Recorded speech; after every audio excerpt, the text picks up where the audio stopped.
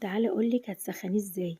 معانا حله فيها شويه ميه، حطينا عليها مصفى، وبعد كده حطينا عليها الشاشه، وبعد كده نزلنا بالكسكسي. كان في الفريزر يا جماعه، سبته لما فك خالص. وبعد كده هنغطيه وهنحطه على النار لمده 5 دقايق. تعالوا بقى اتفرجوا عليه بعد 5 دقايق، تحفه. بصوا بقى عامل ازاي.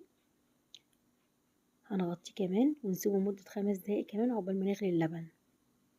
وبعد كده هنحطه في الاطباق، وهنحط عليه السكر مع معلقة السمنة البلدي. ويا سلام لو عندك شوية مكسرات، مفيش أجمل من كده. حاجة حكاية مع كوباية اللبن السخنة. تعتبريها بقى فطار، تعتبريه عشاء، تعتبريه تحلية، انتي وذوقك. بس يا ريت لو وصلنا لهنا لايك وشير وسبسكرايب، وقولوا تتفرجوا عليا من انهي بلد، وقولوا لي ايه رأيكم في الكومنتات. حاجة حكاية، احنا اللي عاملينه في